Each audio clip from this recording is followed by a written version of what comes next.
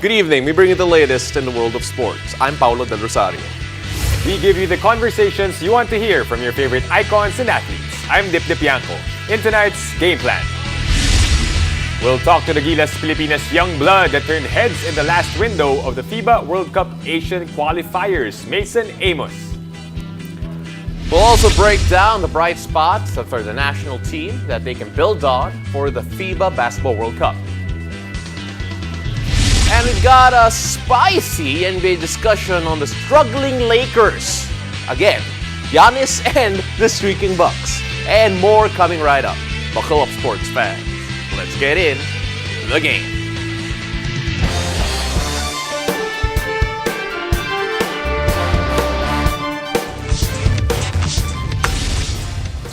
Well, Mason Amos caught everyone's attention after an explosive debut for Gilas Pilipinas as they competed in the final window of the FIBA World Cup Asian Qualifiers right here at home. Now, lucky for us, we have him live over Zoom to talk about the journey, the experience of moving up to the senior division, and so much more. Mason, how are you doing? I'm good, thank you. Mason, last time I talked to you, we were discussing your basically being part of the pool. I know that you being part of the lineup is a bit of a surprise in general for you because you were even surprised being in the pool in the first place. So how was your reaction personally when you were named as part of the final 12 going to that first game? Well, it was really shocking because I wasn't really expecting to make the final cut. There was a lot of good players in that pool and anyone could have been chosen over me. So I really took the advantage of getting picked and I never took it for granted. And yeah, it was a great experience.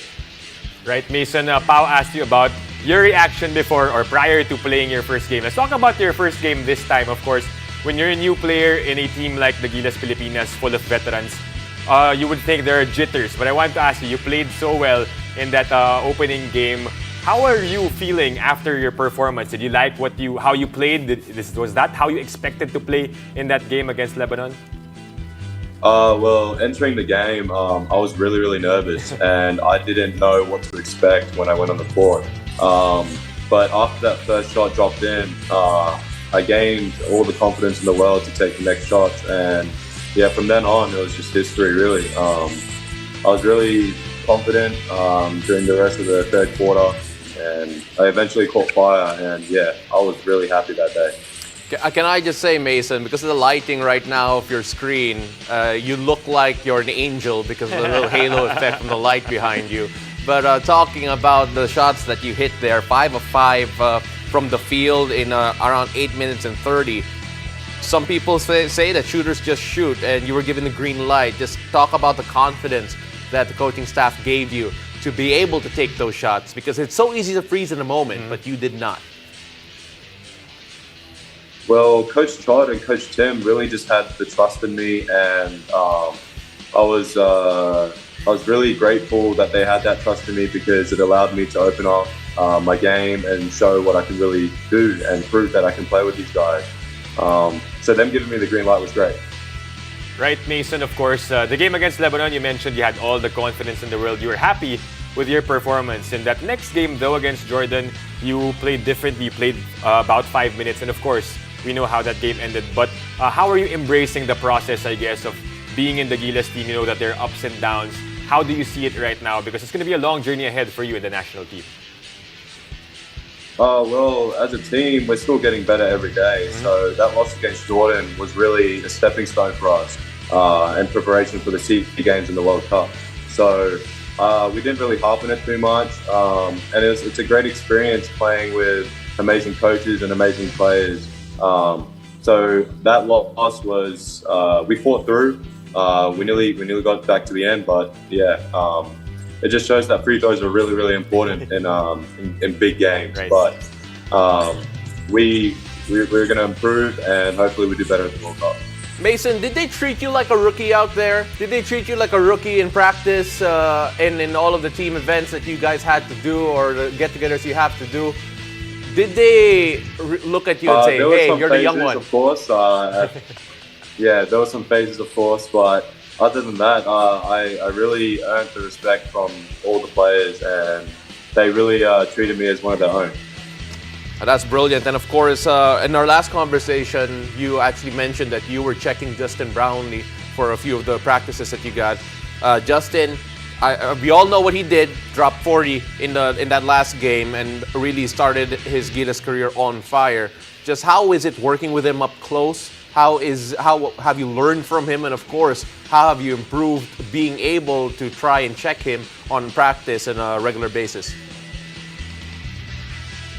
Well, I'm learning a lot from him, especially defensively. When I'm guarding him, it's hard to guard him, obviously. Well, that performance he had the other night was really inspirational to me. I looked up to him.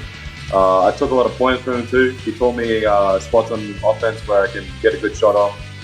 He's a great player. But it's crazy to think that he's 34 already. Like I didn't realize it. Right. But like learning from him at training, yeah, he's a great player. Right, Mason, apart from Justin Brownlee, who else did you learn most from in the Gilas team who helped you a lot or was hands-on with you in your trainings for coming into this Window 6? Definitely Kiefer.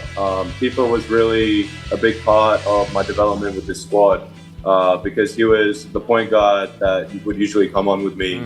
And he's the one that tried to up my confidence in taking my shots. Yeah. So he was the one that really pushed me to become better. Some kind of a Blue Eagle connection, I guess. Pao? Yeah, I can shrug that aside though. But Mason, you take a look at your performance as a whole, your entire experience here. You did mention that this was just a stepping stone for bigger things. Personally, when you watch the tape again, especially if yourself, where do you feel like you need to improve on to earn more minutes, especially now that more competitive games are going to be coming at a quicker and faster pace? Definitely being able to cover the physicality of the bigs. Because we fell short-handed with size in this window, it really pushed my physicality and intensity to the test, especially guarding bigger guys. So really just adjusting to the physicality, that's the biggest thing for me and getting stronger. Mason, we don't know yet what's going to be the final lineup, of course. This is going to be a long journey ahead of the World Cup. But for you personally, what will you work on, I guess, in this break, in the middle of this month up until we get to the World Cup in August? Well, trying to get my body right. Trying to be as strong and as fast as I can be, like just best shape of my life. To be mentally and physically prepared for whatever I get caught up in, let's say, if I get the chance and opportunity. Mason, I've scouted you already based on your under 18 performance and then seeing you here today. Your body has changed. What did you do though in particular to get ready for the senior level? Because there is a noticeable difference in the way you run, the way you move around the floor, and of course the speed at which you do things.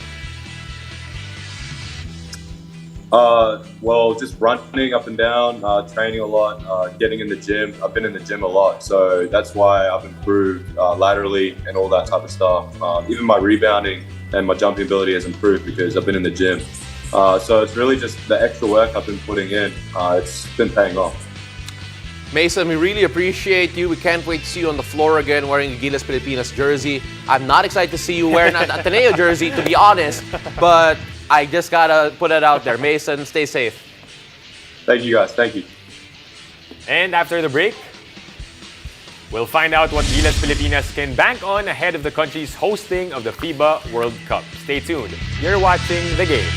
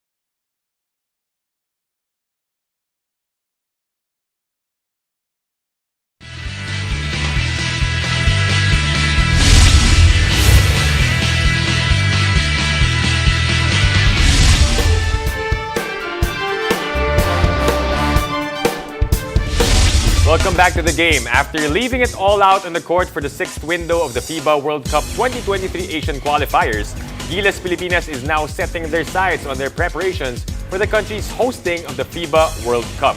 Now let's get some insights from basketball analyst Coach Charles Yu. Coach Charles, thank you for joining us tonight in the game. Thank you for having me. Good to see you guys again. Right, Coach Charles, we talked to Mason Amos a while ago, and of course we saw a glimpse of how he played against Lebanon. And also Jamie Malonzo, one of the younger players that we had for Gilas Pilipinas in this last window. What do you think about their performance? Do you think these two guys particularly can be a fixture moving forward into the World Cup for Gilas? Well, with Mason, I mean, I've been here. I haven't seen him play in a while. We worked together in the old Gilas program, but you know, I heard he could shoot. Everybody's been saying he's such a good shooter right now, and boy, did he show it against Lebanon. It's a pleasant surprise. It's nice to have a stretch big. Any team that has a big that can shoot, that's a weapon to have. So it's a nice luxury to have, especially in the international game. For the World Cup, I'm not so sure yet. Obviously, Kai wasn't here. Japeth wasn't here. So those are two guys that could be, might be locked in the team if they're present because we need size. But if not, Mason might be a good option. I mean, I know he's young, but at least he can do one thing really well, which is shoot. Now with Jamie Malonzo, I really was impressed with how he played. Obviously, in the first few games he played for Gilas, maybe didn't really settle in yet to that role. Maybe the moment was a bit different, but right now he looked really good in the two games. Very athletic as always, as we know. But just the way he made an impact in the game, using his energy, his size, his length on both ends of the floor, I thought was a big plus for Gilas, and nice weapon to have a guy like Jay. All right, Charles, I'm going to let you pick up that earpiece that fell off just while you were talking a while ago. It might fall again. So it might fall again. It's all right. We're gonna keep that there then on the floor. But anyway, Justin Brownlee was another big story for Gilas Pilipinas this window. A lot of expectations always when you talk about Justin Brownlee, especially Justin Brownlee in the Philippine arena, because I don't think he's ever lost there apart from that last game. But when you have Justin Brownlee coming out the way he did, a 40-point game, putting the team on his back in the second game against Jordan, and his good performance against Lebanon, just how much of it is a dream come true here for all of the Ginebra fans, all of the PBA fans, to see a guy like Justin finally suiting up for Gilas Pilipinas? I thought it was great. It was a great sight. Obviously, seeing the arena packed. To be honest, that Lebanon game crowd was really good. I wasn't sure how many people would show up because Friday night, very far. Tickets weren't exactly the cheapest, right? But it was a nice crowd, very, very good. And everybody, they all love this guy, Justin Brownlee. Boy, he was great. Here in your graphics, he had the highest scoring in all the windows. It's something we've come to expect with Justin. I mean, I think despite all the success he's had with Ginebra, he's still somehow underrated the way he impacts the game, because he gets it done on both ends of the floor. He's going to defend 1 through 5. On offense, he's never going to really force the issue. He's a good role player. He can move the ball when you want. But when you need points and need buckets, you can also really go to him. And that's something I don't think a lot of people realize, too, that he's also a bucket getter. And he showed it there against Jordan, and he really put the team on the back. He fell short, but it was nice. And obviously, Justin's been in the Philippines for some time now. The chemistry he has with his teammates, the Ginebra guys playing on the team, and even the guys he's so used to playing against, it makes it much easier for him to blend in. And we kind of saw that. So it was not much of an adjustment for him playing with these guys, and it was actually fun to watch. Yeah, you talk about the chemistry there, and the one part of the chemistry that did stand out was actually Scotty Thompson and Justin Brownlee being a little 1-2 punch, like we see for Barangay Ginebra, but in a different mode here right now for Gilas Pilipinas. You take a look at that combination, and do you feel that is a relatively long mid-term pathway to success for Gilas Pilipinas, having that 1-2 of Scotty and Justin Brownlee? Well, look, I don't know if Justin's going to make the final roster for the month. Obviously, Jordan is going to be another option they have, and maybe if they get the spot. But if they do end up together, then the chemistry that they have is just great. I mean, you see it in the PBA games, you see it and pretty much every time they play. It's not hard to play with Justin, though, to be honest. He's really a good teammate. And same goes for Scott. He's such a high IQ basketball player, guy who's just so energetic, who does so many good things for the team, all the little things. Defense, rebounds, passes, cuts well, moves without the ball. He doesn't need the ball. And it seems like he's actually taken over that spot as the starting point guard for Coach Chot and maybe the main point guard of this Gilas squad, and it might be that way heading to the World Cup, barring anything drastic. So it's nice that he has chemistry with Justin. Right. Let's backtrack a little bit, Coach Charles. No, we won against Lebanon last Friday and then lost by 1 point against Jordan just last Monday. What are the bright spots that you saw in both games that we could use moving forward as we face, of course, stronger teams come the World Cup? Well, one good thing was the three-point shooting, especially against Lebanon. We hit 17 threes, which is a sign. I had some people wondering if we had enough shooting leading up to this window, but I guess that answered the question. Obviously, against Jordan, we really struggled in the first half, but everything got much better in the second half. I thought our small ball lineup worked. Obviously, in the World Cup against bigger teams, that may not work, but when we speed up the game, it's nice. There's good flow. Our guys are playing bigger than their position. I mean, there, this graphic, you see Justin and Jamie as the big men. That's a small lineup, but they can hold their own, at least here in Asia. I thought, obviously, we mentioned Mason, we mentioned Alonso, but I like the way Ray Parks played. Yeah. He didn't score as much in Jordan, but he hit a big three there, hit a big layup. But his energy is really good. And it seems like he might be, together with Scotty Thompson, the best perimeter defenders that we have. And I love the energy that he brought. So that's one positive too for me. Now, obviously, guys like Dwight Ram struggled. Yeah. Keeper, we didn't see much of him anymore, but at least some of the guys they're getting a lot of reps. That's good for us. I thought Jordan just had the best shooting game. I've never seen them shoot that well. All the years I've been watching Jordan and coaching against him. So, maybe may halong swerte rin sila kahit paano. But give them credit. They prepared well. Yeah. But despite that, I think I thought the Gilas team played well. The way they fought back and didn't quit despite being down by 25. I mean, at least that shows some character and some fight.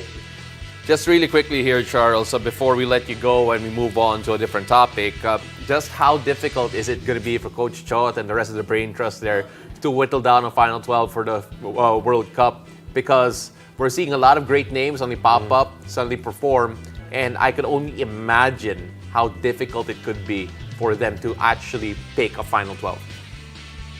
This group looked really good, right?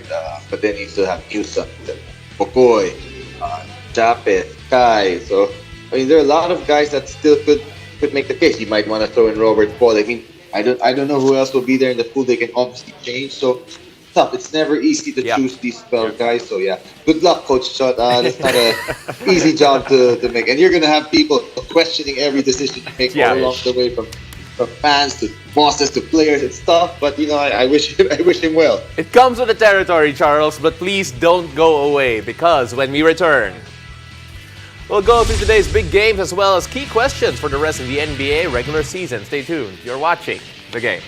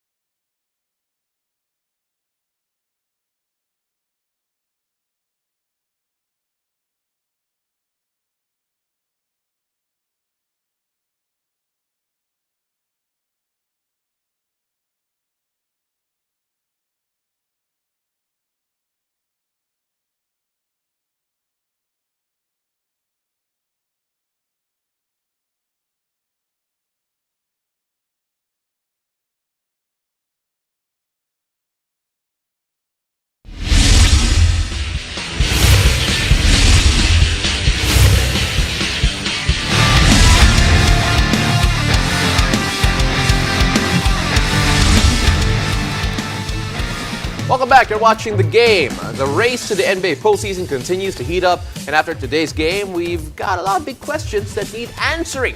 So, still with us is NBA hype host Charles Chu. He's the expert here who will be giving out report cards as our resident hoops professor.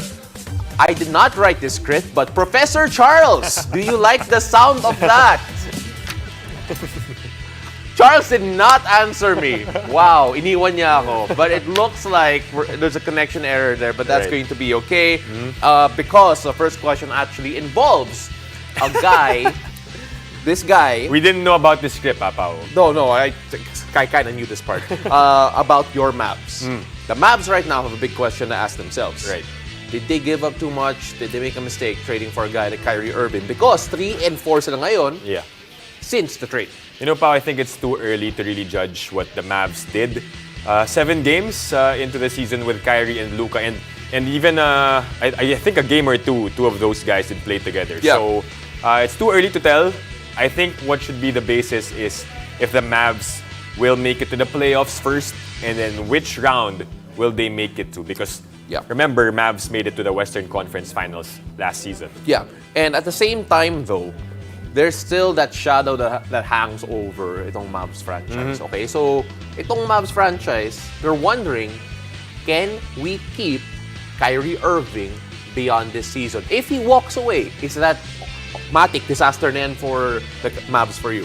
I think I've been following the Mavs, right? But of course, the management knew what they were doing. I think they're going all out, all in this season. And if he walks away, I think they have a backup plan. So it should be fine. But maybe Coach Charles or Professor Charles would like to think something else for the Mavs. What do you say, Coach Charles? Coach Charles, did they make a mistake trading for Kyrie Irving? Talking about the Mavs. Right now, 3 and 4 record since the trade. No guarantee that Kyrie is re-signing after the season. Is the risk really just too high at this point? And it looks like he froze again. Coach Charles, my goodness. Ayaw niya talaga yung Prof. Charles. Hindi pwedeng hindi pwedeng pang Zoom class si Charles Chu eh. Right. But then right now, another big question is LeBron James and the LA Lakers. Because at the moment, the Lakers are still struggling to make the play-in, right? LeBron looks like he has an injury. Alam mo, when you take a look at the season of the Lakers, has been so up and down. Are we at the point already wherein, okay, do we rest LeBron, save him, and then see where the team goes without him? Or do we kind of like try and push and force things? Honestly, I think they could afford to sit LeBron out for the remainder of the regular season at least, because they got a lot of assets during the trade deadline, and I think some of those guys are playing really well. They've got guys who can defend, guys who can score. So I think they can afford. But again, good point you mentioned, Pao, because they're trying to make it to the play-in, or at least in the top 8 if it's still possible. But obviously, the King can do wonders if they want to make a push. Well, napaka-feasible naman in terms of the playoff hopes for the LA Lakers, considering that the losses between, I think, the 6th seed and going all the way to the play-in are just too small. So we're going to try Coach Charles again, who is trying his best to make it back to the show. Coach Charles, we're now moving on to the Lakers here. Are the Lakers cooked? Because LeBron James, we don't know whether or not he'll be healthy in terms of the stretch run here. And they need the wins quickly because they could even lose out a spot in the play-in. Well, the lucky thing for them is that their opponents have been losing, really. So, in a way, they're catching a break. But, I definitely don't think LeBron should be sitting out the rest of the season. He said it himself, his one and only goal. This might be the biggest last end of the regular season in his career. So, you obviously expect him to show out and hopefully get back healthy. I think it's worth making the playoff push. They probably feel if they're complete, they can beat any team in the playoffs. So they just need to find a way to get there.